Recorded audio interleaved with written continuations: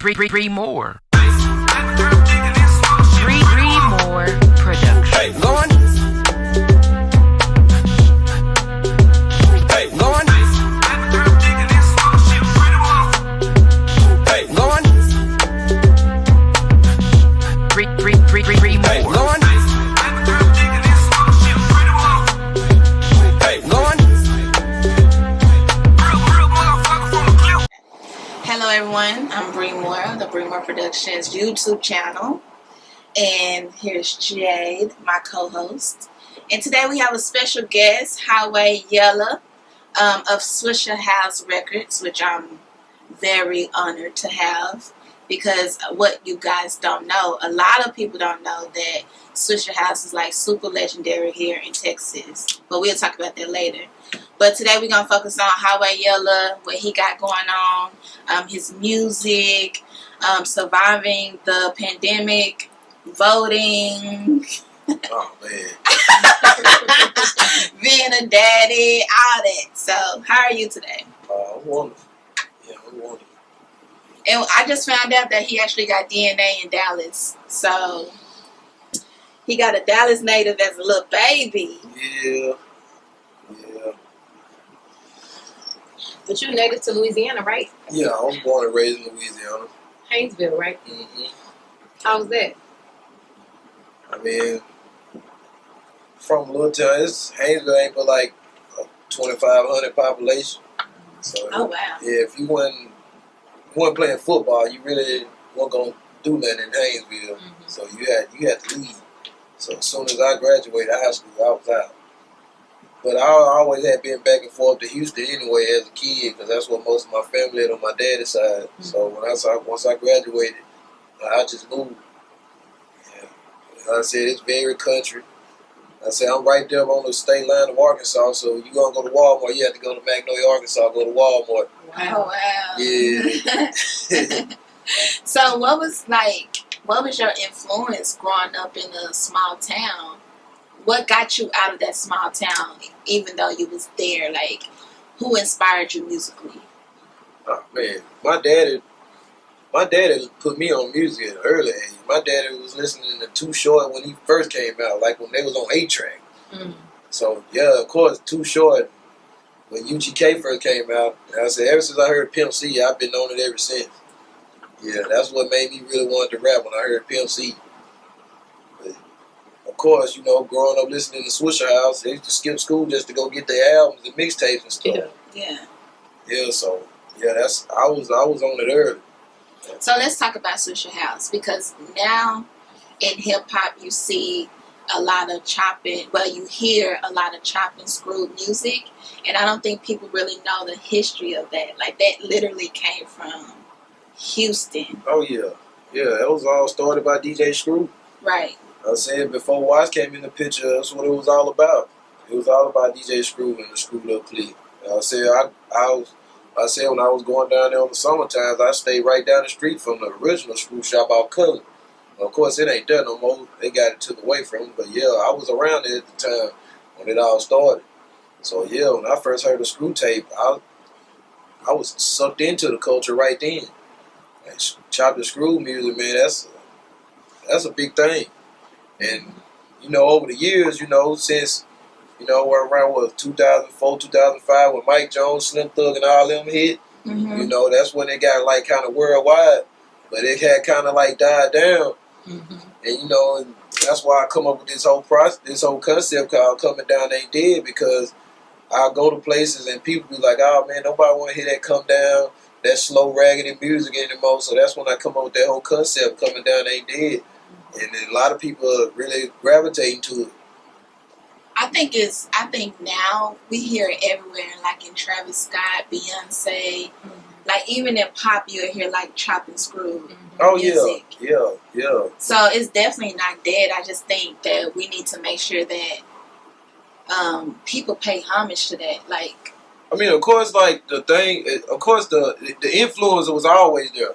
You know, Future does it a lot. Like I said, everyone used the influence, but as far as the actual music that they made, it's kind of like it wasn't relevant no more. Mm-hmm. You know, the actual music, what people was taking the hooks from, because a lot of these songs come out, they was getting them off of old screw tapes or old switch house tapes. Mm-hmm. But wasn't nobody actually making the actual music for it no more. I felt like, and that's why I started. That's why I felt like I should bring it back.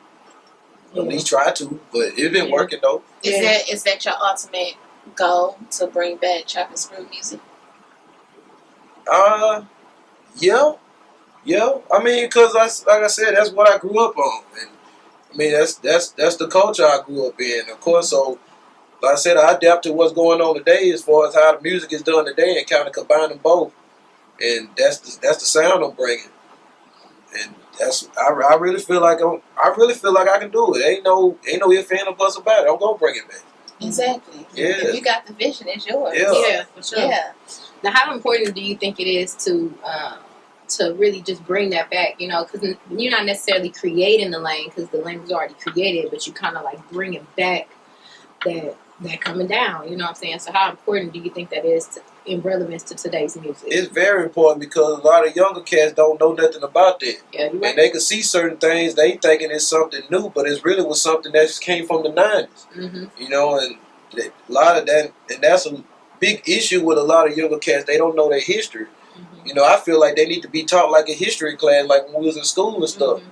So yeah, they see a lot of stuff and don't know that it came from that music. Mm-hmm. So yeah, it's very important that somebody try to bring it back to the relevancy of the day because the younger guys don't know. Yeah. They just see it and they be like, oh yeah, and they'll see like Travis Scott. They thinking that they listen to Travis Scott Astroworld and thinking it was something that he came up with, but he really was paying homage to the culture. Right. Do you feel artists like that?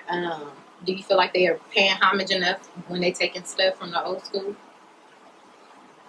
Well, honestly, I say no because I don't know. Like I said, I don't know how true it all is, but I really felt like because anything before that Astroworld album that Travis Scott dropped, it wasn't nothing on that vibe. Like I said, it kind of messed me up. I didn't even know he was from Houston. I said I lived there, and it was. But when he came out with that whole album, yeah, I feel like with that whole particular project, yeah, he did do what he was supposed to do because he had the blow up face in front of the screw shop. I was actually there when they came and filmed for the news and all that. Okay. So I felt like he did pay full homage to that. I will say that on that part. But it's like after that he went back to what he really wants to do. So I mean, but it's more than him that has to do that though. Right. No one is really doing that as a whole, but he did what he was supposed to do because I don't feel like he should have to do that every time he drops something. But he used that whole album just for that, and I fully respect it. Mm-hmm. But I feel like you got other big artists out of Houston that don't even acknowledge that. Right. You know? Do you think it's the responsibility of the old heads or the young folks to bring that history up front? Well, I think it's a little both, but at the same time, if you got an artist artist that's up and coming out of Houston, they should know. So somebody older, he's my age or older, needs to at least enlighten them on what's the history of the music in Houston. You know what I'm saying? I really feel like the older guys need to step in more and really just break it down to these younger guys. And not meaning they have to do that, but just having knowledge of it. So when someone does drop something like that, people only support what they like and know. Yeah. So if they don't know nothing about it, they ain't gonna support it. Right. So just for that simple fact, I think a lot of the older guys need to enlighten these younger cats more of what the culture is and what it's all about. Like bridging the gap. Yeah, bridging the gap. I think that's very much needed, period, across the board. Definitely. So let's talk about how you end up being signed to Swisher House Records. How did that happen? Oh man, I love to tell that story. Man, I've been down with Michael White since like 2009, 2010, and it was just on some. That was all one of the main things I only wanted as a rapper was to get a project chopped and screwed by him. And of course I had to pay him a lot of money at that time. I said he didn't know me, I didn't know him. Right. So, after the second or third project, we started getting cool. Like he kind of really seen that I was really serious about what I was doing and I was, cool or whatever. So me and White been having a good friendship for the longest and just just happened out the blue. Like, it been exactly 2 years. 2 days ago, it made exactly 2 years. It just happened so out the blue, man. I got the phone call and like, man, go see Johnny. Go see TV Johnny. They didn't know I had a chain around my neck. Oh wow, Man. Yeah. Yeah. So, what was you up to that provoked him to call you? Well, actually, we had did a show, and I want to say it was either Angleton or Lake Jackson. And one of his homeboys was like, man, yo, you need to get you a switch out chain. I said, man, I'm not finna get no switch out chain. I don't want no chain with somebody else's stuff on it. Mm-hmm. Yeah, I said, if I get a chain, it's gonna say Highway Yella on it. Right. And I took it all as a joke, but that was for real. And a couple of days later, that's when I got called and told me to go see Johnny. And then when I got the chain, I still was like, it still wasn't nothing said. And then Watts made a post on Instagram, was like, oh man, shout out to my new artist, Highway Yella. I was like, what? Yeah. And then he had called me like an hour later and said, man, we're going to meet up tomorrow and discuss all the details and all that. I was like, okay, cool. I mean, it's still shocking to me to this day because, you know, like I said, Watts could have gave this opportunity to anyone. Watts deal with a lot of dope artists. Artists that I feel like they're real dope. But for him to give that platform to me, man, it's still shocking to me to this day. So before Swisher House, were you independent? Yeah. Yeah, I still got my own label, Playerland Entertainment, Highway Gang. I said it always had been like that. Mm-hmm. That was always, I said before that was official, I said I had did a whole album with ESG.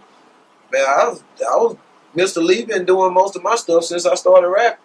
I know y'all know who Mr. Lee is. Mm-hmm. Yeah. Yeah, Mr. Lee been doing most of my stuff since the beginning. So I was already independent, making my own moves. And Switch House really is just a big bonus. But to be actually be able to say I'm part of that, man, that's crazy. It's a beautiful thing. Yeah. Let's talk about Mr. Lee though, because a lot of people don't know about him in Dallas. He's like a hidden gem. Yeah. Man, Literally, like a lot a of people- historic figure. Right, like he's big, but he's like in the dark, like he's behind the scenes. I think what made people today know who Mr. Lee was because of the Blue Laces record, the Nipsey Hussle stuff. Mm-hmm. But if you really listen to music, you don't listen to a Mr. Lee record like PWA. A lot of all the Slim Thug records, that came out. He did a lot of Scarface records. Mm-hmm. Man, Mr. Lee is legendary. Like Yeah, he's legendary. Like I was still shocked to deal with him. You know what I'm saying? When I actually go to his house, he got Pimp C plaques on his wall, and I take a picture by it every time. I think I got about like 20, 30 pictures beside that same plaque. Yeah. Because he produced a lot of their stuff, a lot of Pimp C and UGK records. He actually did the last Pimp C album that was put out. Mm-hmm. I actually sat and watched him create that album. Wow. That's amazing. So Yeah. how did you come in contact with Mr. Lee? BC. That's another hidden gem in Yeah, Dallas. if it wasn't for BC, I would never hooked up with Mr. Lee, and I probably would have hooked up with him eventually. It would have been harder, but with BC and BC, I think BC was just saying, man, you need some beats, man. He gave Mr. Lee, and I was like, who? Dumb Mr. Lee? He's like, yeah, man, that's my partner. I said, man, hook that up. And that's how I know I got. And crazy thing about it, I still haven't even used that beat, and that was like 7 years ago. Wow. I You don't gonna use it? Eventually. And that's the thing about Mr. Lee's beats. All his beats, Timeless. they timeless. You Yeah, can use them at any classic. time. Mhm. You know, a lot of people make beats today. If you don't use them now, they ain't worth using. Right. But his beats, you can use them 5, 6 years from now, and it's still gonna go hard. Mm-hmm. I'm actually doing that as we speak. I says the record that he has on my album that I just dropped. I have been holding on to that beat for years. Is he the only producer you work with? No. I got two or three go-to guys. I got this one guy, Magnolia Elvis. He's from Arkansas. So me and him kind of grew up together. But I use him, and I got another guy named he changed his name so much, but I call him Cruz. He's from Louisiana too, but he lives in Atlanta. I deal with him a lot, and you know, and a lot of people be trying to send me beats now. So if it's hard, I mess with it. But those are my 3 go-to guys. Yeah, those are my 3 go-to guys. Is having a good producer like having a good barber? Yeah. I mean, because like especially how like this coming down a project, coming down a dead album came about. They know if they made some Texas type beat with a chop and screw hook, they knew to send it to me. They know my sound. They know what I like. So yeah, those guys right. Every time they make something like that, they send it to me first before they try to give it to anyone else. Yeah, that's very important. Let's talk about your collaboration with 52 Savage. Oh man, man. Yes, that energy. Man, that's crazy. But Mr. Lee produced that whole project. It's Oh, crazy. man. He produced that whole project. Yep. And when I first met him, I thought that was the most. I thought that was the most funniest stuff ever. Cause I actually, when I first saw him, I think he went viral for. He was rapping that pressure song he was trying to push, and everyone was taking it as a joke. So that's how I kind of took it, to be honest. So I hit him up. I was like, man, I need something like that for my project. So he pulled up on me in Mr. Lee house. Next thing I know, the track I gave him, the dude, he's supposed to have just talked on it. He freestyled the whole beat. I'm like, well, I'm supposed to rap it. You know what I'm saying? So I ended up breaking that down into like 2 or 3 different songs. And I was like, man, bro, you know what? We might well make a whole album out of it. He called it Uncle Nephew. Oh, Yeah. wow. Oh yeah. Yeah, we called it Uncle Nephew. I love the Chase Checks. Yeah, that Chase a Chick, man. That's the one right there. Because I was listening to one of the interviews that you have on YouTube, and you was talking about a 7-year relationship. So I kind of tied that into that song because it pretty much tell people to like keep moving forward. Yeah, that Chase a Chick. Man, you did your research. Yeah. Hey. I try not to think about that situation, but yeah, Chase She a went in the Chick. closet for that stuff. Yeah. Because I want to talk about relationships because I feel like it's important to have love, but I feel like when you have a vision, you need to focus on your vision, like making your dreams come true. I tried that once or twice. I don't know. I don't know. I don't even know if I should be talking about this situation, but I just got out of a real toxic situation. And I look at people on Facebook and Instagram joking about they toxic this and toxic that. I said, man, that's not cute. I said, if you really knew what a toxic relationship was, you would run from it. I'm talking about like that whole time I was in that relationship, I didn't drop nothing. Actually, the girl I was in a relationship with, I put her down with the little highway gang and everything. Gave her a little highway name and all that. I said, you look on YouTube, you see the video, it's still, I ain't gonna even delete the videos. I ain't gonna be like this. You know what I'm saying? I mean, whatever was done was done. But that whole situation was that the whole time I was with her, I didn't want to do none of my stuff. It was all, everything we was doing. And it just ended out the blue. I didn't see no warning, no nothing. It just ended. And I felt like I didn't know what to do, what thing. I lost weight. I'm talking about I used to be like 230. I went down to like 170. And I'm back to 185 now. But yeah, I'll tell it to anybody, man, don't you get in a toxic relationship, man. You better, as soon as you pick that first red flag, you better run away from it. But after that, and I finally got my mind back right, I'm talking about ever since then, I dropped like 4 projects just like that, including the one I just dropped on my birthday. I'm talking, I've been dropping, it's like I've been going harder than I've ever been. So I don't regret being in that situation, but it made me who I am now. You know what I'm saying? I don't wish nothing bad on a female, nothing. We still kind of text every now and then, but I know not to go there again. You know what I'm saying? It wasn't for me. But trying to do with that, it's kind of hard to have a relationship and be an entrepreneur at the same time. Ooh, that person got to fully understand the game. Right. I'm talking about like my image is like everybody think I'm PIMP C. No, like I said, I mean his wife, his kids, Bun, everyone said the same thing when they met me.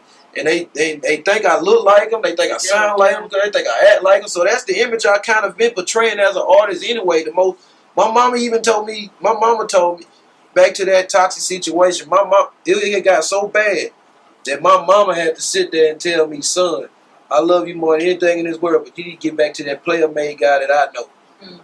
And for my mama to say that, and so that's exactly who I been. And not saying that being the most player-made guy in the world mean you gotta have 50 women all over the world. I mean, it's more about how you carry yourself. Like, I don't have no filter. Confidence to I don't care. I say what was on my mind. I said, it's still stuff like that. So women, when I'm dealing with women, they see me take a picture with a female. They don't even be on no sexual or nothing, just a friendly picture. And I gotta hear all this. That's why I say if you in this entertainment business, you gotta deal with someone. I mean, I see females go through that with males as well. They gotta fully understand the game and know not to be tripping and all that. But I get that all the time, and that's why I'm by myself. I'm saying I'm not going through that again, because that'll. I seen a lot of talented dudes throw away their career because they rather satisfy their relationship. But at the same time, if that person ain't telling you need to be doing what you love to do, then that person still ain't for you. Don't mean it, even if they ain't cheating on you. It ain't about just that. Yeah. You know what I'm saying? And I had to find that out the hard way, so that's why I can speak on it a lot. Yeah. But that plays that's important. Like if you're dealing with someone and they gotta fully understand the game. If not, it's not gonna work and you're gonna fall out. And I went through that twice. I ain't going through that again. Now, I did notice that you have made some posts about getting married in the future. Do you? I want to get married. You still have posts to get married? Yeah, I want to get married. Yeah. But you just gotta have somebody that understands. Yeah, I want to get married. 2087 my year. I seen that. I saw that. You gonna be performing at your wedding? I'm telling you, man. I performed at my uncle's wedding. Yeah. I performed at my uncle's wedding. And I always post that picture. Like, I'm gonna do the same thing at my own wedding. Yeah. For 2087. 2087. 2087. Now you just had a birthday on the 16th. Yeah. Okay, and you just made a 36. Yeah. Now, how is it for you as what would be considered an older artist in the game? See, I don't really look at myself like as that. You shouldn't, because you don't look. I was gonna say. I'm not saying that you're old or nothing like that, but when I talk to other artists, I mean, I kind of get that. I kind of get that out of a hating response, not just saying, "Oh man, you old." You know, I kind of feel like how J. Cole felt like. I feel like I'm the middle child. Yeah. I kind of feel like that guy. You Yeah. know what I'm saying? You still got guys way older than me, and then you got the guys younger than me. So of course I don't even. It's not even about AJ. AJ nothing but a number. I said that on the song. Yeah. If you listen to my album, I said that on. That was the 36 track. It was one of them. I got so much I don't even remember. But yeah, you got a lot of music. Yeah, you got a lot of music, yo. I feel like if you don't feel like it, you shouldn't act like it. Man, I only feel old in the aspect of things I've been through, but as far as like living and doing what I do, man, I don't feel 36 at all. Yeah. I still feel like I'm in my 20s kind of. So you just feel like you basically got a lot more experience, you know what I'm saying? But youth-wise, you still youthful. Yeah. Yeah. But every time I look at my oldest child, that's the only time I feel old. Yeah. That joker, he's bigger than me and everything. Is that the one that plays football? Yeah. Okay. Hey, I've been doing a lot of research. I like that. So how is it being a father in today's world when we have issues like Tamir Rice and Trayvon Martin? Like, what are you telling your black sons about the world? Well, I can't tell my youngest son nothing yet. Yeah. My oldest son, I tell him all the time, I said, look, man, like, you have to learn to be to yourself. You can't be friendly these days and being around all the time in places that you shouldn't be in, because that's how most of these things happen, you know, like, and then if you do go somewhere, at least tell somebody where you at, because that's how a lot of these things are happening, you know what I'm saying? And with me being here, and my oldest son lives in Las Vegas, so I had to, you know, yeah. So I talk to him all the time on the phone, and then I ask him the same questions every time. I'm like, man, what did you do today? Like, who was you with? You know, did you tell your mama where you went? You know, it's different, man. Because it's new, because I wasn't told this stuff when I was his age, because this type of thing wasn't happening. So it's kind of hard, but it's not. So you have to learn yourself, you know, and it's kind of hard, but you know, real fathers get it done. So he's straight. I said he ain't no friendly dude, just like I ain't. You know what I'm saying? And then, you know, I basically had to tell him about women as well, because, you know, a lot of these days, a lot of things happen to us because of a woman. Mm-hmm. And I really had to teach him that part of the game. And I never thought I'd be having those conversations with my child about sex and all that. And I hate to say it, back when I was young, I was just told not to do it. But now you just got to tell them how to do it, because a lot of kids are going the other way. Mm-hmm. And, you know, in this world, people accepting it. I never accept that. I don't care. And people can say what they want about me. I would never accept that. So you ride with Boosie? Hell yeah. I beat the gay out of my kids. He came out. He talking about he gay. So you got to tell them how to mess with a female. You know, you can't just tell them not to do it because they going to do what they want to do. Right. Because kids got way more opportunity and more windows to do anything more than what we did when we was kids. That's for sure. So you just got to tell them how to do it. You can't just tell them not to. They going to do what they want to do. Are you expecting to collaborate with any other Dallas artists? Oh, yeah. Man, like, me and Tom talk all the time.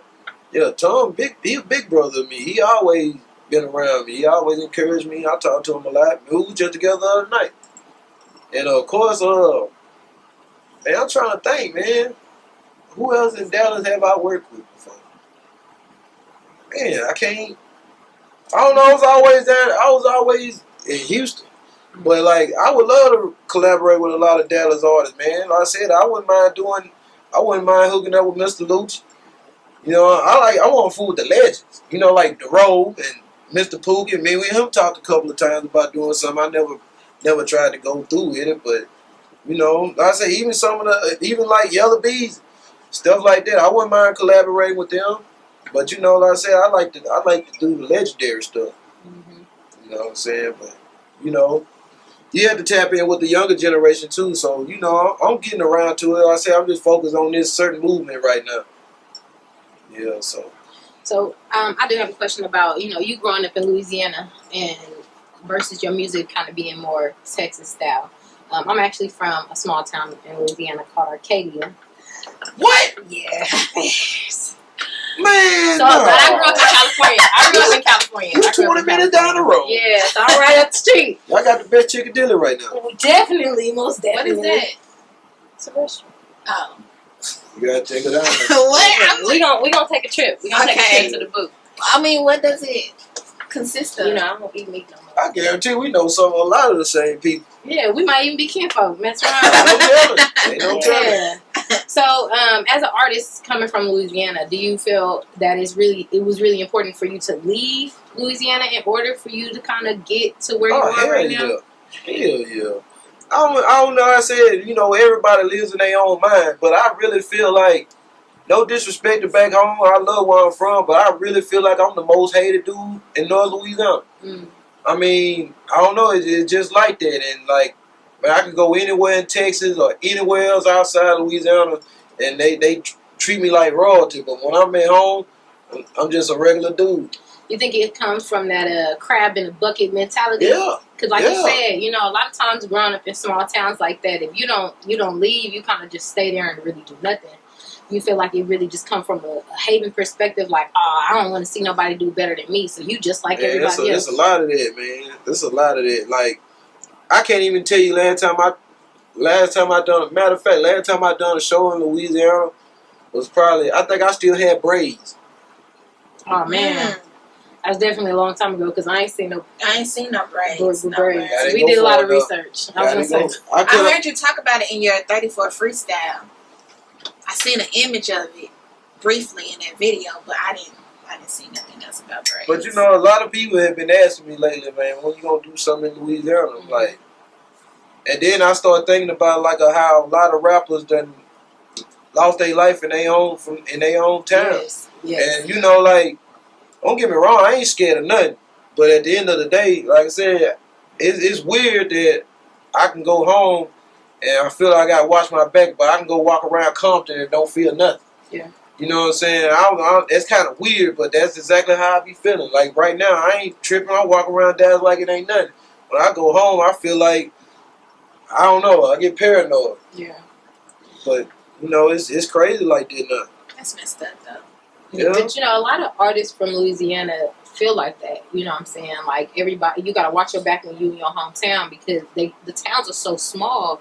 And like I said, it's kind of like, don't nobody else want to see you doing better than them. You know what I'm saying? So, I get that from a lot of Louisiana artists. That's crazy. It's a lot. I hate to talk about this because I don't want to make it sound like I'm hating on where I'm from, but it's bad. Like I said, I go through my social media all the time and I post something. I look through there. Everybody from back home watching the story. They ain't liking and sharing that. Yeah. They want to see, but they don't want nobody else to know that they watching. Yeah. I'm like, man, that's weird. That's weird as hell. Yeah. That is weird. That's weird. You know, I see other dudes be talking about that too, but I said I never been that friendly guy anyway. Even when I was in school, like only time I actually was interacting with people was when I played basketball. That was it. Other than that, I stayed to myself, and it's still like that today. Ain't nothing changed. So as far as your highway gang, are all of those people on your crew? They all from Louisiana? They all No. The main guy that ride with me right now, Highway 3, he from Arkansas. Okay. And I got Tank Dog. Tank Dog he from where I'm from. We grew up together like from babies. And got a couple of younger cats, Chris Cooley and Highway Scrap. They younger. They from Haynesville too. But like that's really it right now. Okay. Yeah, that's really it right now. I have a question about the 34 freestyle when he was like, I still go to work. How important is it to like balance out? I don't know if that was true or not. Do you still go to work? Like you still? Oh, okay. Not now. In the midst of But that's because that's not because of, to be honest, that's not because of what I'm doing musically. I just not. I mean, don't get me wrong. I eat good off the music, but I'm the type of dude I be wanting all the money. So if I probably could go back to work right now, I would. But I ain't tripping. I'm eating good right now. But at that time when I did the 34 freestyle, yeah, I was actually working. I said I don't cap in my raps. Everything I said legit. I was hardcore working. But I think that's important for people to hear. But I'm gonna tell you what, most rappers won't even admit that. You'll be surprised. Exactly. That's You'll what be I'm surprised the artists you see that almost BET stands still go to work. Right. This rap game ain't what everybody think it is just because you getting all this fame. That's why I always say I don't want the fame. If I could turn all the attention into money, that's what I want. Okay. But yeah, you'd be surprised. You'd be surprised. I mean, the rappers won't admit that they still have to work. You know what I'm saying? I admit, like I said, only reason I ain't working because I'm just not. But if I had to, if I a good paying job come through right now, I could use that to benefit this. Exactly. Yeah, Yes. I'm not. I said I ain't afraid to admit that. I said a lot of rappers want their ego messed up. They want people to look at them a certain way. I don't care what you think about me at all. So what you see is what you get. You know what I'm saying? So yeah, like I think if more artists was to admit to that, like the game, I said this game is 90% fake. At the end of the day, it's all fake at the end of the day. But Why you feel like it's fake? Because everyone wants that attention. They don't care about. I done had so many dudes, like just like right now. I said I told Watson I'm gonna start speaking on that, man. But ever since we started this whole coming down ain't dead stuff, man, you hear some. All of a sudden they dropped this 21 Savage chopped and screwed album. All of a sudden, this is not no coincidence. Like I said, wasn't nobody dropping no chopped and screwed, nothing, no coming down, nothing, and all of a sudden, I said this Joker. They covers looking like this with the diamonds all on their stuff, Yeah. and all that. And I said, man, everybody. It's not no coincidence, man. These dudes be biting because, you know, they have a bigger platform than me. Right. Yeah. So if they do it, even after I did it, make it look like they was the originator of it. Right. Because they got a bigger platform. I said, I could be wrong, but like I said, I don't believe in coincidence. But, you know what I'm saying? Like, you got a lot of that type of stuff going on. I know a lot of dudes that don't got jacked for music that celebrities done blew up off for it, but they took the credit for it because they didn't know the business right or something. You know what I'm saying? But it's a lot of that. Then, like, you know, like when you doing this, like even me right now, like you don't know when a woman coming at you, they don't know if they want to know about you or that rapper, and they'll play it. And a person, even dudes that try to be cool with you, they will play you along so hard just to get close to you. And as soon as they get what they want out of you, they out. Yeah. You know what I'm saying? Like it's a lot of that going on. And like I said, people are lying. They using other people's money to start videos. Like it's all fake. Yeah. Like, man, I did one video like that and I felt funny as hell after I did it. My homeboy was like, here you go, put this in there, and I said, man, I ain't even feel right.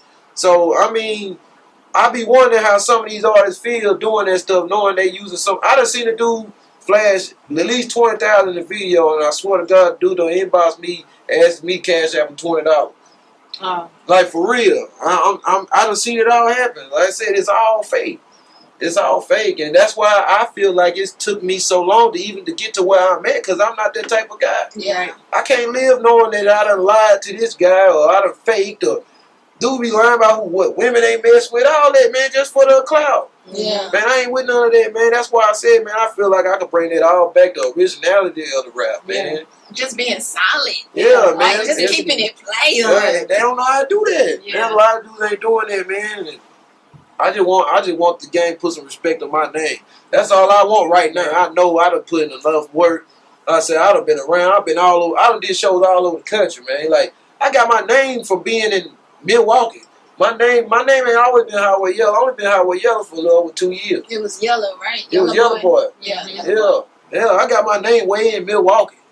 You know what I'm saying? So like I said, a lot of these cats ain't even left their area in a 100-mile radius, man. I done been all over the country. Yeah. I done been out of the country. You know what I'm saying? So yeah, I could talk about that. But I said a lot of dudes ain't original, man. They be lying like they doing this and doing that, ain't did nothing. And So how do you exist in such a fake environment? you just gotta think positive all the time, man. Like I mean, like I said, it's been a lot of time because of this same situation that I've been wanting to quit. I mean, because, you know, I'm doing something that I love in a fake environment. Yeah. And no matter where you go, it's the same thing, no matter what city you go to. You know what I'm saying? So I said that's the best thing I do. I just pray a lot and I think positive. So what else would you tell other artists who have that problem too? Because I know a lot of other artists who, they'll look on social media, you know what I'm saying, and they'll see all these people flexing and capping, and they'll be like, dang, like, I want to be my authentic self. But they kind of have that confliction because of what they see. So what would you tell other artists who really want to be themselves, but they have a hard time because of the fakeness in the industry? I mean, it's basically, I just tell them, you gotta be yourself. You gotta stay positive. But it's better telling the artist something. They really gonna have to go through some stuff to see for themselves before they realize what they have to do to be happy. Because you gotta be happy doing this. And, you know, for a while, you know, I said these artists can't be happy doing all this stuff because it's not real. It's not legit. Mm-hmm. I would never be happy doing something fake. Mm-hmm. You know what I'm saying? But like I said, you could tell me something right now. Yeah, I'm going to listen to you, but don't mean that I'm going to do what you said. And I could be telling the artist what to do, but they will never know unless they actually go through something. I done took a lot of L's. More than as much as y'all see me win, I done lost twice or 3 times as much. And you going to do that if you really serious with your rap. You going to lose. It's not no easy way, and it's not no straight win. You're going to lose. I probably lost way more money trying to do it than what I'm getting. Yeah. And that's what I said. They don't tell y'all that. They don't tell y'all that. They only gonna let you know the wins and make themselves look like they this and they that. I ain't afraid to tell it all. That's why a lot of people are starting to gravitate to me, and a lot of people, everyone's starting to deal with me because, like I said, they see I'm very outspoken. I don't care. I say what's on my mind, and I ain't gonna care about nothing. Mm-hmm. You keeping it real. Oh yeah, I'm gonna do that regardless. I think that's needed though, and I think that's what we see now in 2020. Everybody keeps saying it's a bad year, but I feel like the veil is just dropping. Yeah. Like new discoveries and truth is appearing, and that's what we need. Honestly, I'm just happy that when you rap, I can understand what you're saying. Yes. That's what I'm excited about. Yeah, man. Well, I said it's been a long ride. I said I've been rapping since probably 13 or 14. I've been rapping for a long time. Yeah. Well, I said it took for me to actually get away from Louisiana to do it. But like I said, it's you gotta move. It ain't even just rap. That's just anything. Yeah, it's true. Coming from the little places that we from, you gotta get away from them. Yeah, definitely. You gotta get away from them. So, what projects do you have coming up next? Well, is it this? I just dropped it. Yeah, I just dropped it. Yeah, that's my main focus right now. I mean, the concept of it, everything that's about that. Like, I remember when I first started saying that, me and Lil Kiki had did a show in Tulsa, Oklahoma. Then I busted a freestyle. I always do a freestyle at my show. I always bust a freestyle. And I said something about coming down ain't dead, and it just stuck. Everybody saying it. Like, anybody that been around me ever heard me use that term, they say it for something. I get videos all the time, little kids saying coming down ain't dead. Yeah. Not knowing what they talking about, but they feeling the music and stuff. So yeah, that's like my 4th project this year. Whoa. Oh, you shed that extra weight on you dropping. Yeah, man, I got to. Yeah, man. I got about 3 or 4 more in the chamber, but I ain't gonna drop them in 2021. Okay. How you feeling about the pandemic? How are you surviving without? Are you still like touring and Yeah, I never stop. I never stop. Yeah, I never stop. I've been. Now it was rough at first because when the pandemic first started, around the time South by Southwest supposed to came. Right. And we was finna throw the Swisher Fest. We was finna try to get all the classic Swisher House members plus a lot of newer guys, and we had to set up nice, man. I think I was gonna win big with that. Man, that pandemic hit, man, that hurt my soul. But like after probably about a month after that, I started like hitting the road like it wasn't nothing. It was just weird because honestly, even now, like anywhere I go, I'm so used to putting the mask on. Like it's crazy. I didn't even did a show with the mask on. Oh man. Yeah. I've been working out with the mask on, and I don't like it. It's tough. It's gonna be like that for a while. It ain't going nowhere. It's just that the fact that people ain't caring no more. They tired. They tired of it. No, regardless of all the people we lost behind this. You know what I'm saying? People not caring, and they saying the numbers are higher now than it was before. That's crazy. Well, you have anything else? What can we expect from Highway Yella within these next couple of months and going into 2021? Man. You sound determined. Oh man, I'm just like I said, I'm just focused on that right there. That coming down ain't dead. Like I said, it just everything about that because everything I've ever done, I tried to plan to do it, it never worked out. It's like nothing behind this whole project and concept. Ain't nothing failed about it, and I feel like that's crazy. I said, man, that's a blessing for it to happen the way it did because I recorded that album in a week. Soon I recorded, I sent it to Watch. He screwed and chopped. And next thing I know, we dropping it. I said I got the videos off. I already got 3 videos shot off. I already only dropped 1 of them. Matter of fact, we shooting another one this weekend. Okay. Yeah, so I'm gonna push that. I'm gonna push that real hard for at least 6 months before I drop anything else. We're gonna help you push it for sure. Definitely. So tell the people where they can follow you and stream your music and all that good stuff. Man, y'all can follow me everywhere at Highway Yella. No matter what you looking at, even you go Christian Mingle, you gonna see Highway Yella. Hey, for real, everything Highway Yella, man. And like I said, my music is everywhere. It's on all platforms. If you want a hard copy, you can reach me. Like I said, I'm still pushing the CDs out the trunk. I ain't changed nothing. That's a real talk. Yeah, man. You got some people that don't even want to listen to music off the phone. You got people that still want the CD. That's why I still have them. And then, people that really support, they just get the CD just because. It's still just streaming. So, yeah, that's a win. And I be trying to tell dudes all the time, man, you still need to drop a hard copy. No, man, everybody going to stream me. I was all right.